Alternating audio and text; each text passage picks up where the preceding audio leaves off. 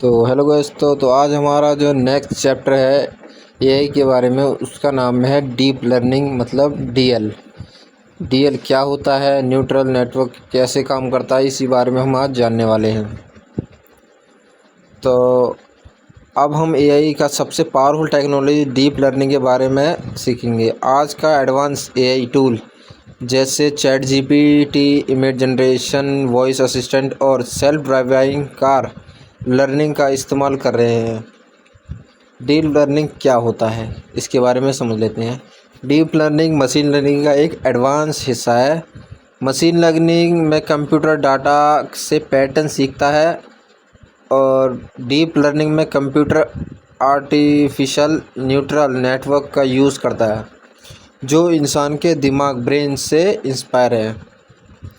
ये डीप इसलिए कहलाता है क्योंकि इसमें बहुत सारे लेयर होते हैं जो इन्फॉर्मेशन को स्टेप बाय स्टेप प्रोसेस करते हैं। न्यूरल नेटवर्क क्या है? न्यूरल नेटवर्क एक मैथमेटिक मॉडल है जो इंसान के ब्रेन के न्यूरॉन्स पर प्रिपिट है। हमारे ब्रेन में लगभग 86 मिलियन न्यूरॉन्स होते हैं। यह न्यूरॉन्स एक दूसरे से सिग्नल भेजते हैं और सोचना और फैसला लेते हैं। आर्टिफिशियल न्यूरल नेटवर्क में भी छोटे यूनिट न्यूरॉन्स होते हैं जो डाटा को प्रोसेस करते हैं। एक सिंपल न्यूरल नेटवर्क में 3 पार्ट होते हैं। इनपुट लेयर, यहाँ डाटा आता है। हिडन लेयर, यहाँ डाटा को एनालाइज किया जाता है, ठीक है। और थर्ड हमारा हो गया output layer, final answer. Deep learning कैसे सीखता है? डीप लर्निंग को बहुत ज़्यादा डेटा की ज़रूरत होती है सीखने के लिए, जैसे कि 50 लाख कैट की फ़ोटोज़, 50 लाख डॉग की फ़ोटोज़। एआई इन सभी को एनालाइज करता है धीरे धीरे और खुद समझ लेता है कि कैट और डॉग में क्या डिफरेंट है।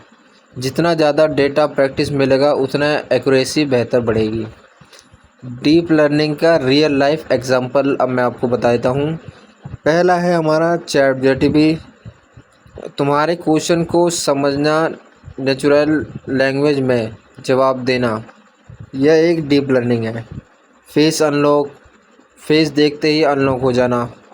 गूगल ट्रांसलेशन, एक लैंग्वेज को दूसरी लैंग्वेज में बदल देना।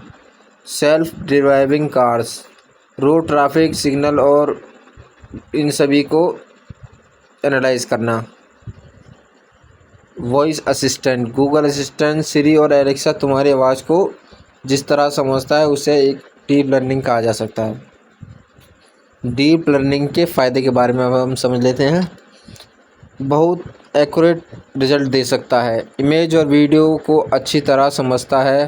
ह्यूमन लैंग्वेज को प्रोसेस कर सकता है। स्पीच को टेक्स्ट में बदल सकता है। नया पैटर्न और खुद सीख सकता है। डीप लर्निंग की नुकसान समझ लेते हैं। पहले हमने फ़ायदे समझ लिए, उसके बाद नुकसान। बहुत ज़्यादा डाटा चाहिए पहले तो इसे। पावरफुल जीपीयू और हाई कंप्यूटर की ज़रूरत है इसको प्रोसेस करने के लिए। ट्रेनिंग में बहुत ज़्यादा टाइम लग सकता है। कभी कभी बताना मुश्किल है कि एआई ने कोई डिज़ाइन कौन लिया है। ब्लैक बॉक्स प्रॉब्लम जैसे कि एक तरह का, ठीक है।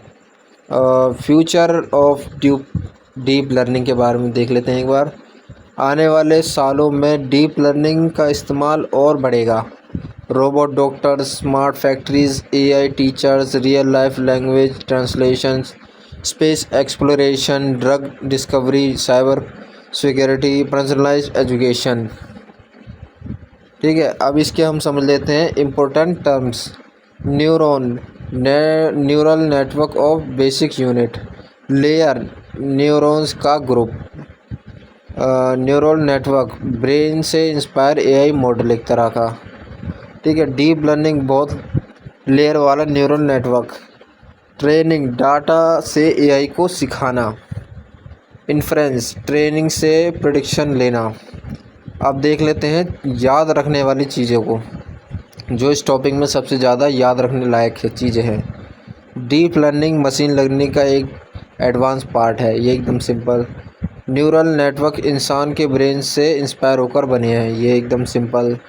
चैट जीपीटी, इमेज जनरेशन और स्पीच रिकॉग्निशन जैसे सिस्टम डीप लर्निंग का यूज़ करते हैं। ठीक है, डीप लर्निंग को बहुत ज़्यादा डेटा एंड पावरफुल हार्डवेयर की ज़रूरत होती है। चलो, अपना टॉपिक यहीं ख़त्म होता है अब।